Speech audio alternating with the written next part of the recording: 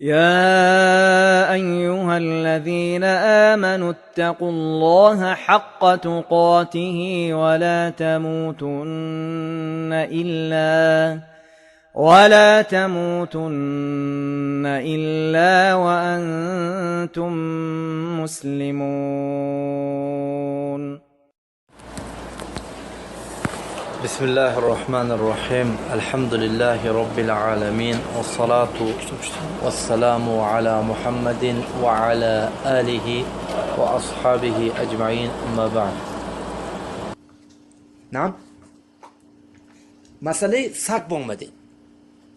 سگ بومده.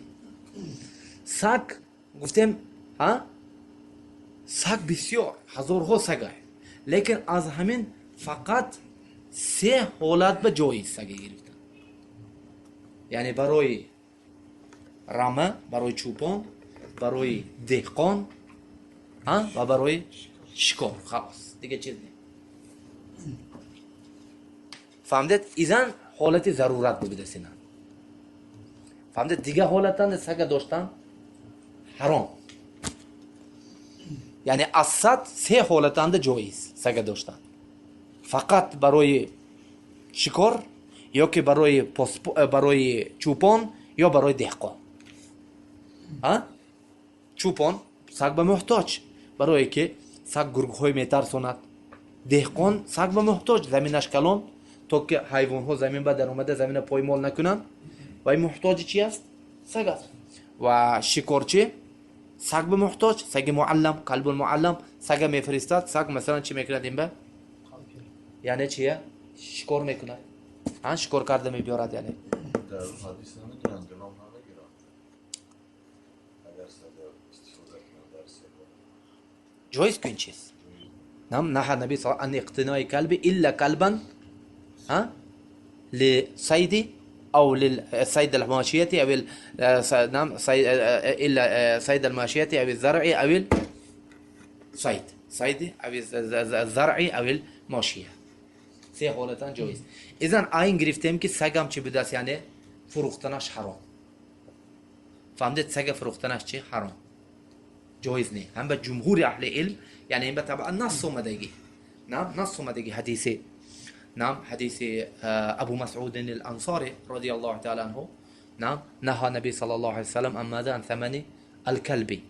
نعم، وكذلك حديث رافع بن خديج. نعم، قال النبي صلى الله عليه وآله وسلم ماذا قال؟ يعني نهى عن مهر البغي والثمن الكلب، و نعم مهر البغي وثمن الكلب وثمن الحجام. آدمی سه چیز نهی کرد: از مهر بغی فاحشه، و از نرخ پول سگ، و از کسب حجام، حجامه کرده، کار کرده، نهی کرد رسول صلی الله علیه و سلم. و كذلك حدیث جابر عند رسول صلی الله علیه و سلم ماذا؟ لما سئل جابر رضي الله تعالى عنه عن ثمن نعم السنور وثمن الكلب فقال زجر النبي صلى الله عليه وسلم عن ثمنهما. یعنی از نرخ گربه و عن نرخ سگ پرسیدن، گفت که رسول صلی الله علیه و سلم زجر کرد، یعنی منهی اومدگی. اذن سگ یعنی چی؟ فروختنش، خریدنش چی؟ حرام. لیکن یعنی حالت ضرورتنده، یعنی حالت های چنده گفتیم، یعنی من دهقان، از دهقانه، یا که چوپانه، یا که شکارچی. این حالتنده مثلا چی وای سید جایز گفتیم. خرید میشد یا نه؟ جمهور اهل علم گفتن که نه.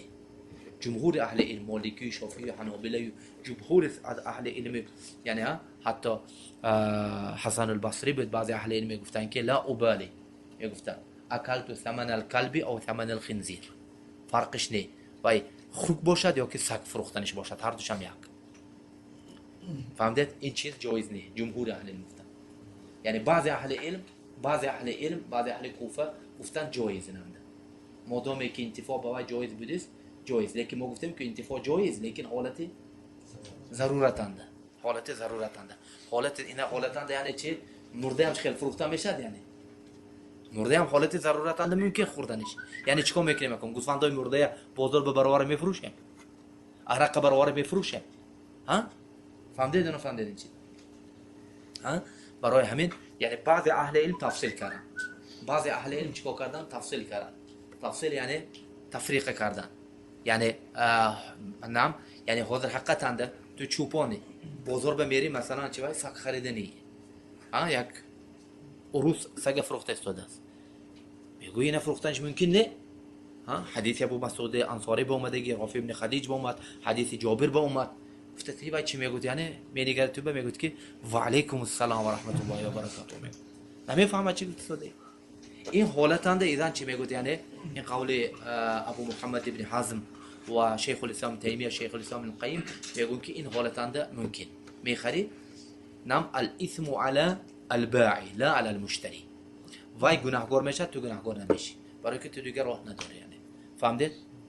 یعنی قول راجح همین چیز. یعنی فهمدید؟ یعنی اذا فروختنش خریدنش اصل ممکن نه الا بلای ضرورت باشد و یعنی فقط خریدن فروختنش مطلقاً اذا چه فروختن کلب بجه ممکن نه.